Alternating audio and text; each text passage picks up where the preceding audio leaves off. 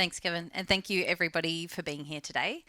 Um, okay, so I am the CISO of the Department of Planning and Environment, but for the next 4 months, I'll actually be working on an AI initiative, which will be really cool and interesting. So if you're doing stuff in AI, come and have a chat to me as well. Um, so I'm going to talk about the five senses today, hacking the five senses. And it's probably the only presentation through the conference where I'm not going to talk about super technical stuff, but hopefully it's interesting stuff and you can leverage it in your day-to-day work. So I got interested in the five senses when I started working in an awareness role. And there's a few things that go on when you start to educate people about cybersecurity. One of them is that the internal comms team will tell you, no, you cannot talk to them in this way. You cannot send out a set of emails to a broad set of audiences. You can't communicate in different ways. You've got this channel, and this channel as a way to get your message through to people. And so I started thinking a little bit outside the box. How can I get the message out there? How can I talk to people? How can I embed the message into people's DNA? And that's actually part of our strategy at the Department of Planning and Environment, is embedding security into the DNA of people, because we don't actually want security to be a fully separate thing. Sure, we're specialists, we've got the expert knowledge, but we want to integrate it into everybody's day-to-day work so it becomes seamless. So from that perspective, I then started thinking about the five senses. How do we leverage those? And utilizing a few different techniques to hack those. Who growing up watched Charlie and the Chocolate Factory, the movie? Hands up? Yeah? Who loved that movie? Yeah? Half of you, maybe? And so one of the cool things about Charlie and the Chocolate Factory is, like you walk in and there's a wallpaper and you can lick the wallpaper and it tastes like lollies. Or there's a smell-o-vision. I'm so disappointed nobody has invented a smell-o-vision yet. And in technology, we often use, visual medium to communicate our message. But there are, 4 other senses that we can actually use to communicate our message. And it's also important, say you're pitching for a CISO role. That's your goal in the future as well. One of the key things about becoming a CISO is you have to talk to a hell of a lot of people and convince them that what it is that they're investing in, which is a lot of money, is worth doing it. And you're constantly having to pitch that message. Excuse me. I'm just getting over COVID, so if I cough, please excuse me. So hacking the five senses is a key element to get the message across. And so what we use at the moment in cybersecurity is visual medium, and that's fair enough. We're technology driven, right? And one of the lovely ladies here came up to me and said, I sat over this side today because I can't see the screen, if I sit in the middle. I'm actually not going to have very much useful stuff on the screen anyway, and that's kind of the point of the presentation. So in security, we use a lot of fear, uncertainty, and doubt, FUD, to communicate our message. The problem with using fear, uncertainty, and doubt is that it gets old fast. You can't keep using FUD to communicate your message and get people to do what you want them to do. And that was kind of evident when, through the Optus breaches and Latitude and Medibank, and people, I don't know, who of you went and spoke to family and friends and they said, oh, but I didn't see anything come out of it. I didn't actually get hacked or anything, so what's the point? Hands? Anyone have those sorts of conversations with your family and friends? When I went and spoke to people, that was the thing they were telling me. Well, nothing actually happened. So, what's the point? So at some point, fear, uncertainty, and doubt gets old. It's like the stress response that we have in our brains. At some point, we just can't keep going to that level. Our amygdala gives up, in essence. So we have to use the 4 other senses. We have to inspire people in a different way with our messages to convince them about the things that we want them to do. And that's where the other 4 senses come in. So the reason that we want to do that is because when we use the 5 senses, not the 4 senses, when we use the 5 senses, it creates an emotional response in people's brains. And when we create an emotional response in people's brains, it creates a memory. And that's what we want. We want them to remember the things that we want them to do from a cybersecurity perspective. But if we just leverage one sense, there's less likelihood that that memory is going to get embedded. If we use multiple senses, then it becomes a story. And people talk about stories. You know, I'm sure you've all been to presentations or talked to people and they've said, oh, you've got to talk about stories and people remember those. Yes, stories are great, but stories are nothing without other elements like emotions and experiencing parts of your senses. Okay? So, I've got my little notes up here, like Kevin. I can't remember everything I want to say. So, 5 senses. I don't need to go over what these are. We use the visual ones quite a lot. The idea is that we use more than just sight. In technology, often that's hard. We do virtual meetings, right? So often all we have is the visual side of things.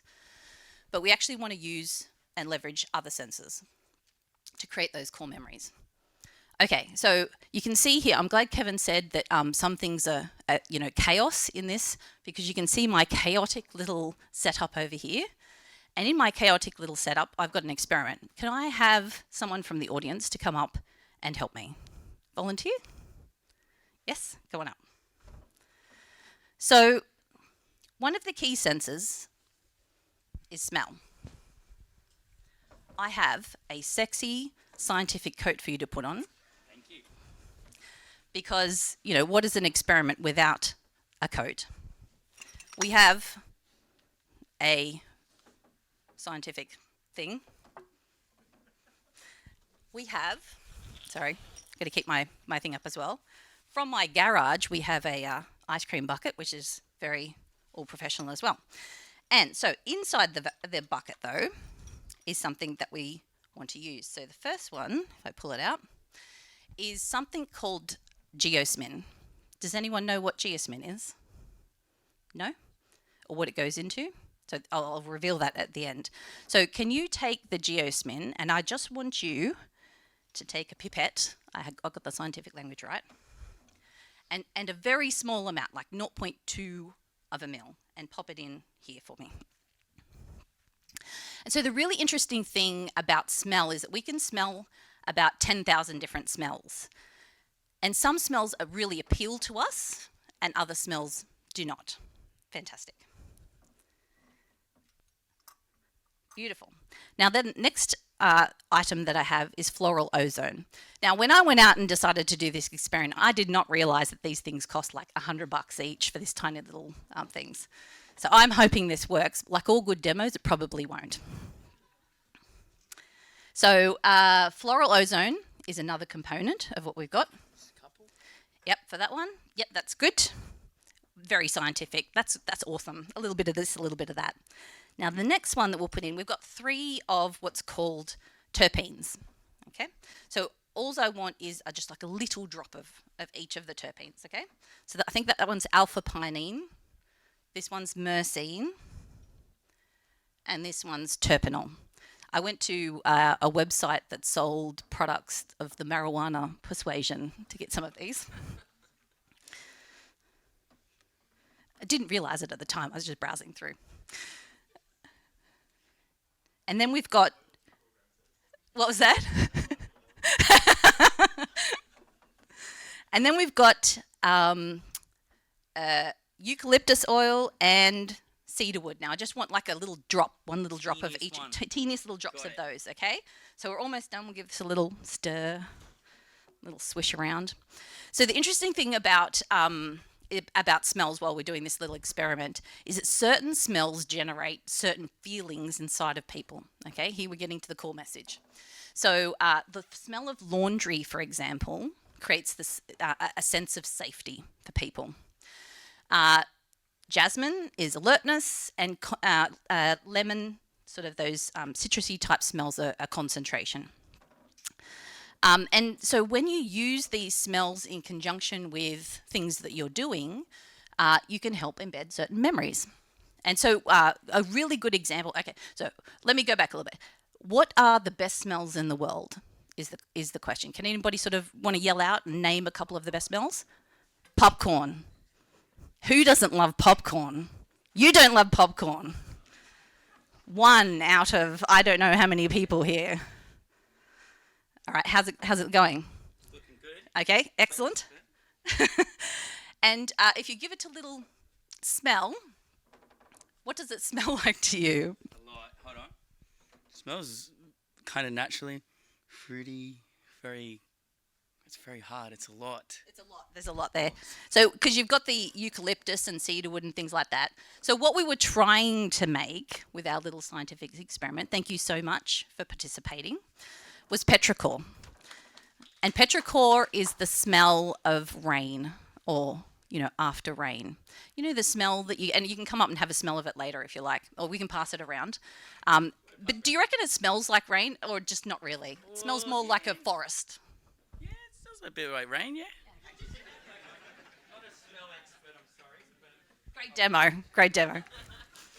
So it's supposed to smell like, yes, please do. It's supposed to smell like rain. So petrichor is the smell, and basically it's made up of, and it's hard to actually reproduce. I did lots of videos and things like that when I was actually designing the experiment, and I'm like, actually, I've done this a few times, and it is really hard to produce the smell of, that beautiful fresh smell of rain after it's just about to come. It's like that ozone smell.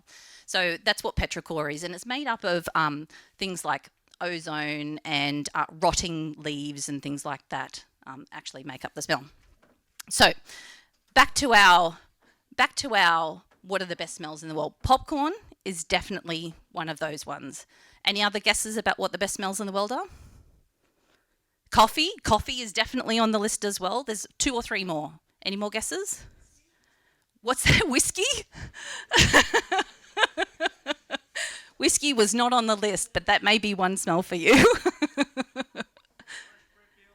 Fresh bread. Fresh bread is definitely on there. And whoever said vanilla, I'm very surprised that vanilla was like not the top 5, but fresh bread was, and I think it was cookies, like fresh baked cookies was another one.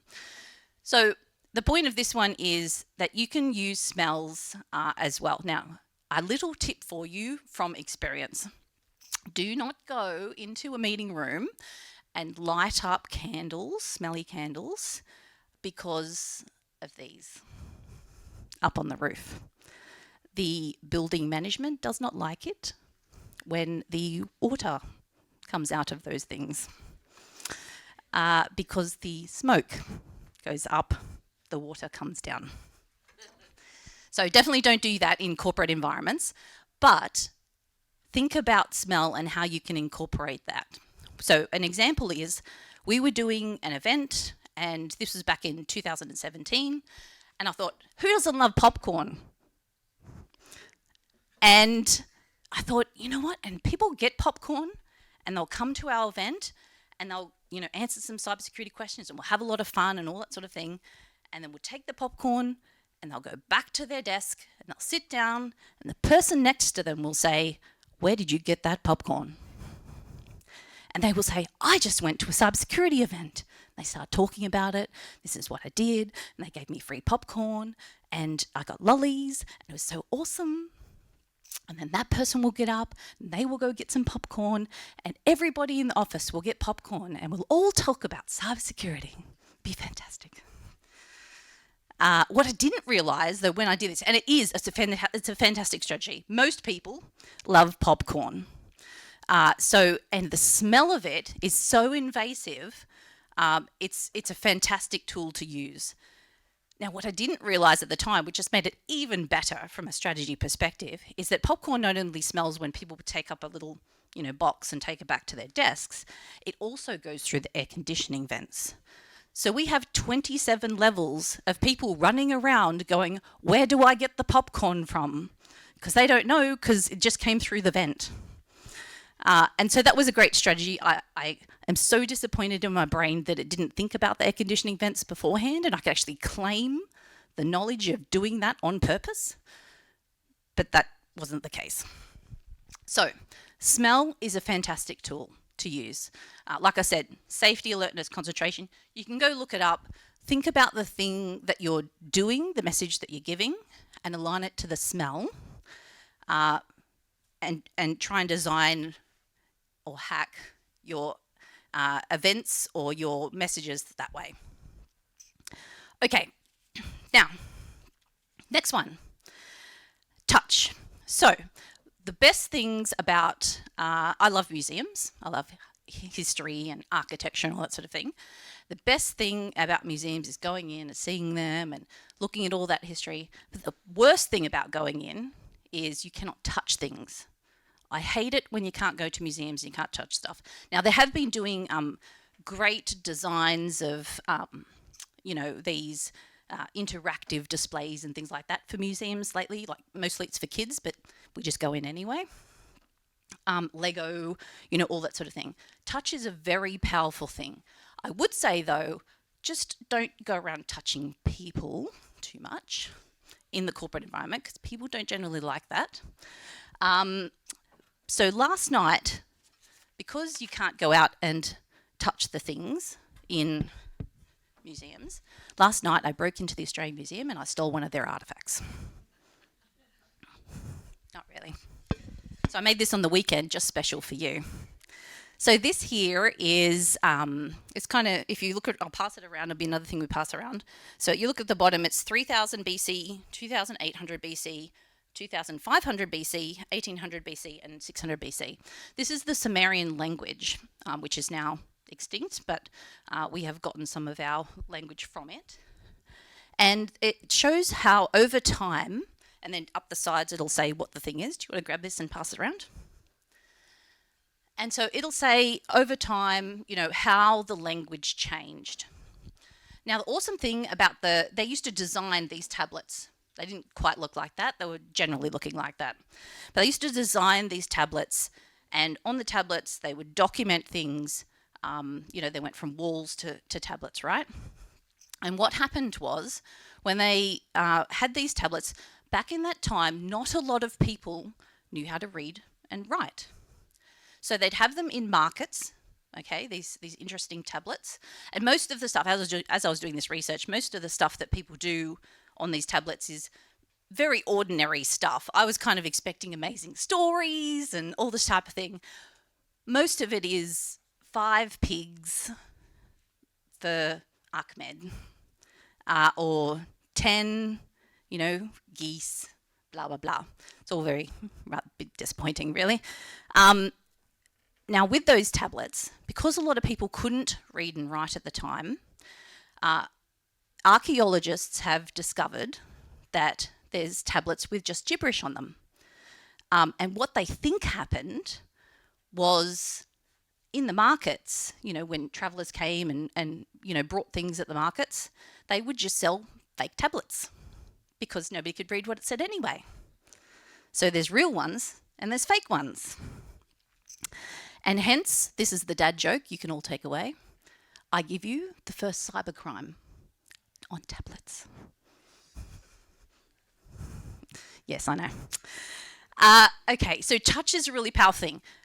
Hands up, who has a hobby? And if anybody says Warhammer, I'm going to come talk to you later. Who has a hobby where they do things with their hands outside of work? And certain hobbies don't count. Awesome. So, I don't know, what was that? A few people? I kind of have a theory that people in technology like to do things hands-on, right? And we have those types of hobbies. Clearly, my theory is partially proven today because not everybody put their hand up. But touch is a really powerful thing. Like I said, look at your HR policies, don't touch people. So one of the touch side of things that we worked on from a cybersecurity side of things is back in 2017, me and my team designed one of the first cyber escape rooms. You'll see them all around now. People sell them as a service and all that sort of thing. And they're a fantastic way. I even had executives come into one of those as well. Getting them to touch, a password book, getting them to touch, things on the wall, draw things, use their hands, helps embed those memories. Okay. All right. Now for this one, this is hearing. Okay. So for this one, I was going to get everybody to close their eyes, but I'm not going to get you to do that. I actually want you to look around the audience. And this is 9 songs that come from movies. And what I want you to do is when you hear a song that you know what the associated movie is, I want you to put up your hand. And I want you to keep your hand up, like if you keep recognizing the songs. Okay? If anyone can tell me the 9 movies at the end, you get a chocolate. The quickest one up, because everybody might know. All right.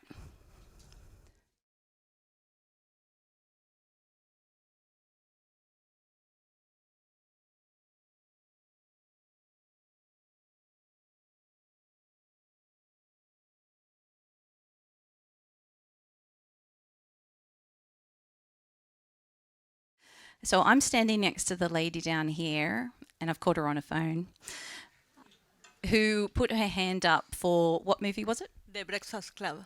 Breakfast Club, which is she was one of the only ones who put her hand up for that one. So how did it make you feel when you heard that song? Happy, yeah. What about everybody else? How did you feel when you heard I'm imagining some of those are like songs from your childhood, things that you grew up with. It generated a feeling inside of you, right? Am I right or am I wrong? Right. Music is extremely powerful to help generate an emotion and help people remember what it is that you're telling them. So from a music side of things, it has been proven, I'll get my little note here, that music reduces anxiety, blood pressure and pain. It improves sleep quality, mood, mental alertness, and memory. So music is very powerful, but so is speaking and the way that people speak and deliver, the message that they've got to give as well. Okay, we're almost there. Next one. Oop, not again. Taste. So on the taste side of things, I would like 3 volunteers to come up. How am I running for time? Good? 3 volunteers? Come on, I'm not going to do anything to you. It's a game. Come on, come up. 1, 2, 3. All right. Yes. Oh, we got you to do the smell thing. Anyone else? Someone else who hasn't done it? Come on up. So I brought this off Amazon, and my kids loved it. And then, of course, when I had it at home, you can write on it, and the kids left the lid off the texter, so it doesn't work anymore.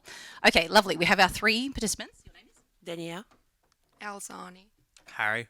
Awesome. Okay. Now, what would you say if I told you, when you spin the wheel, if you landed on green, you would win, let's see,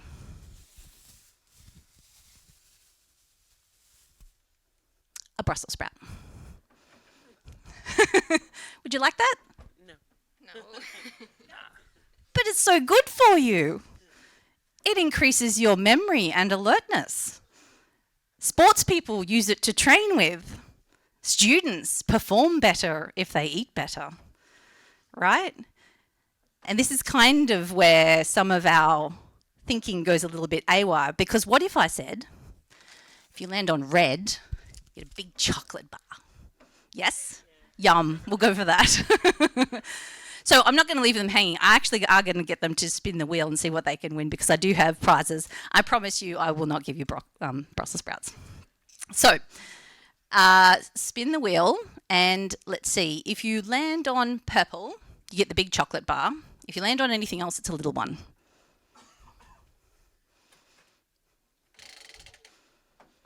Blue. So you get a little one. Thank you for participating. Okay, have a go. Spin the wheel. Oh, so close. Did you feel that little bit of anxiety there? Okay, your turn. Yellow. Well, you know what? You're the last one here, so you get the big one.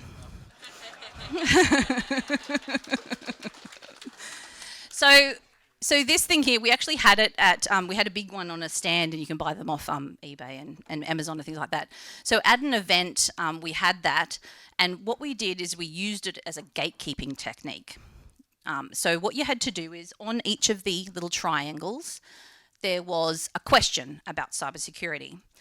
And people could come into the event, and behind this, we had a wonderful setup. There was a lolly bar, and there was coffee, and there was popcorn, and all sorts of wonderful things. It was like Charlie and the Chocolate Factory, just a mini version.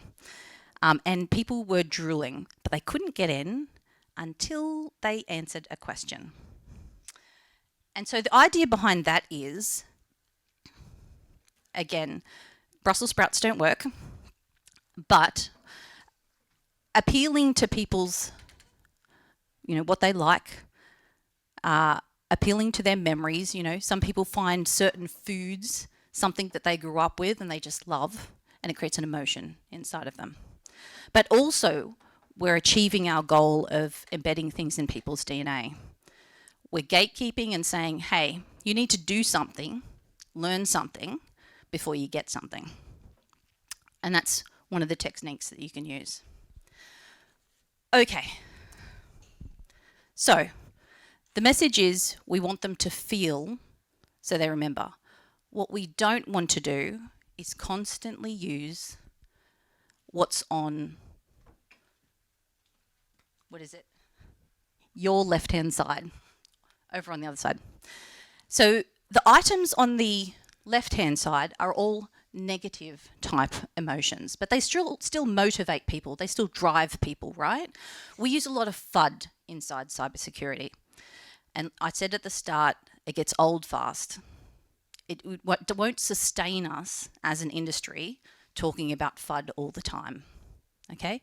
We've got to use more of the positive side of things. And the 5 senses are one of the ways that you can achieve that. This, has anybody seen this structure before? Do you know where this is used? I'm going to bet that about 80%, no, maybe 70% of the audience do something that relates to this, and it's integrated into the design of it.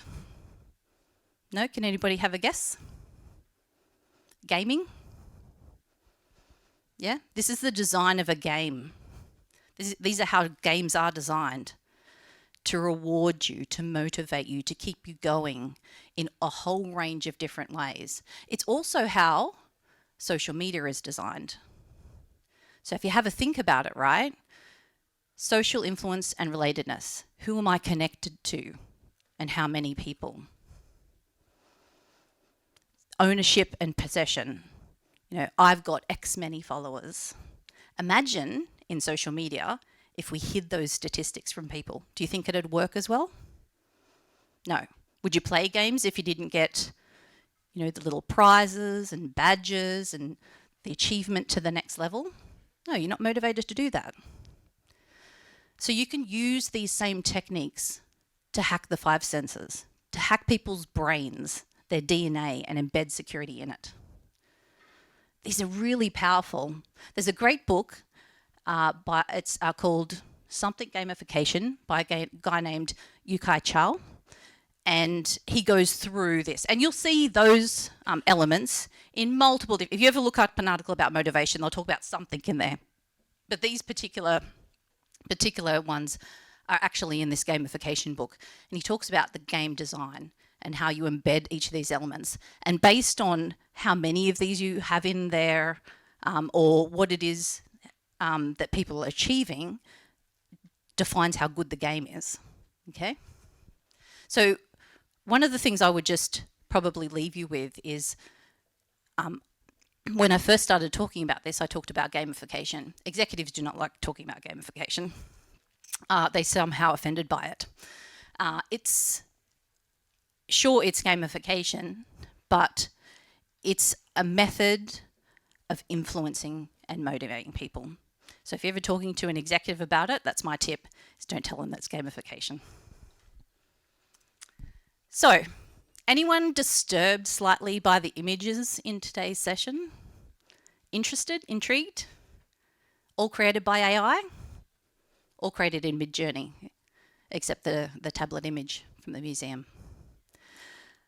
Thank you very much for having me here today. I hope that you all got something out of it.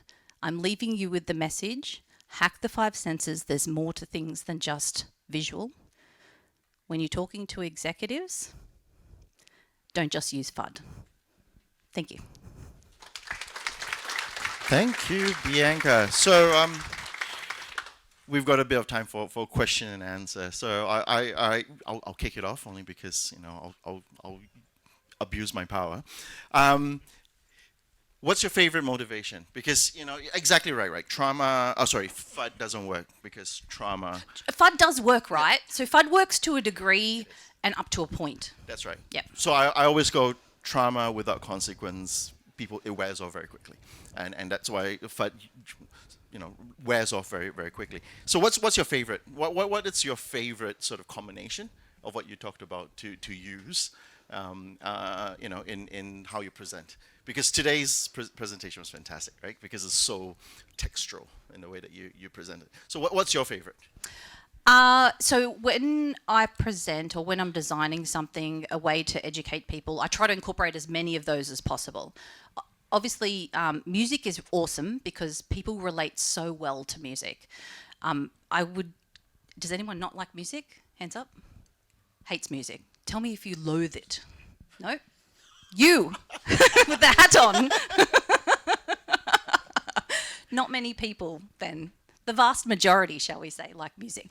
So it's a great way, but it is quite hard to design into, events and communications.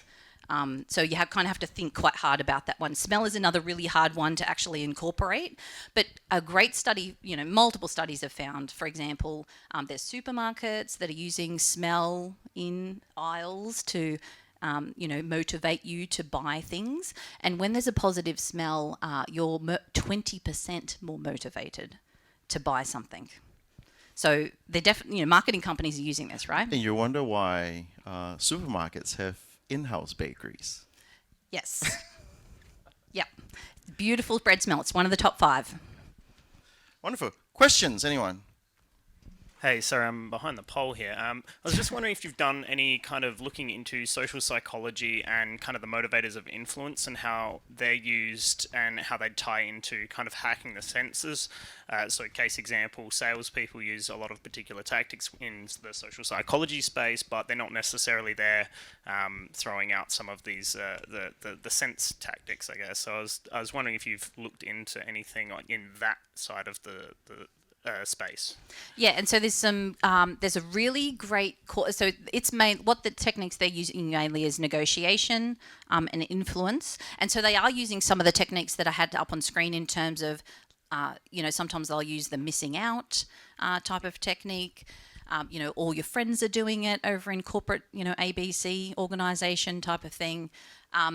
So there's a great course by an FBI negotiator, I think he was, on Masterclass. So if you go search up Masterclass, I think it's called, and he's got the art of negotiation. And so I would highly recommend that if you're interested in that side of things.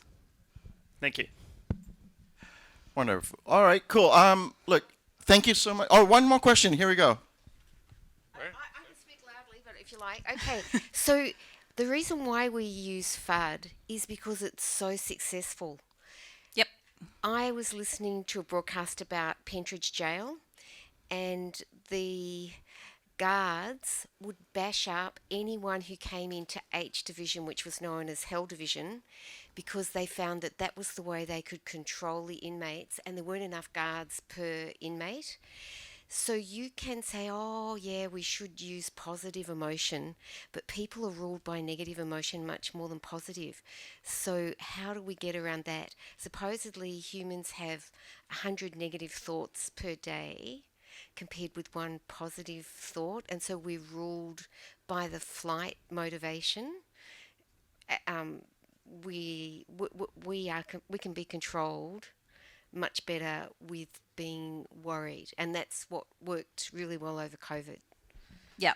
And how stressed were people during that time? And, you know, the negative emotions that were inside people had devastating effects for individuals in different, and especially, you know, in areas that were devastated by COVID deaths and things like that. Just because something works doesn't mean it's right or we should use it all the time. So it's a balance, is what I would say. Yes, we can, and like I said, social media uses some of those more negative emotions or motivators, but they don't use it all the time. You know, they offset that. So I was talking to my team the other day and I said, cybersecurity is like a seesaw. We do a lot of things that people don't like in general. We put up a lot of blockers, we're the brakes on the car, we're the bit that stops everybody from doing stuff, right? That's how people perceive us. So if we think about the seesaw side of things, yes, we have a little bit of FUD to get people to do what they want to do, but we overuse it at the moment is kind of my point, right? And if we think about the negative side of things, what we want to do is balance it. So for every, you know, sort of more negative approach that we have to do or control that we put in that people don't like, and you take away my local admin access and I had it before, and why can't I have it now? You know, that sort of stuff, right? You kind of want to offset it with the positive side of things. And so, for example, you know, in your awareness campaigns, how is it that you can tip the scales and use that? Sure, you're always going to have to put in controls. Some of those things are just too bad, you're going to have to live with them. But how do you offset it on the seesaw? I just want to follow up to what you said. You know what happens statistically to prison yards when they do that? The convicts revolt, right, and they attack the guards. So statistically speaking, treating people that way in your metaphor doesn't work. So. Well, all I was going to say was that I think FUD can work well for getting initial attention, but you need positive and optimistic security messaging to build relationships. And you need to work out what people's kind of incentives are and help align security with that, rather than put blockers in at multiple stages. And it becomes less impactful each time. So the first time you scare someone, you might get their attention long enough to start building those bridges. If you rely on it for the fifth time, you might never get the opportunity to then build that relationship that you need to actually spread the message and build the culture around security. Yeah. And so one of my mottos in my role that I kind of don't like go out and tell all the executives is never let a good incident go to waste. And so that's sometimes a good time to use FUD because it's real. It's actually happening. There's something going on that you need to pay attention to, but we don't want to overuse it. But I love what you said. Thank you. Wonderful. Okay, thanks. Put your hands together for Bianca. Thank you so much.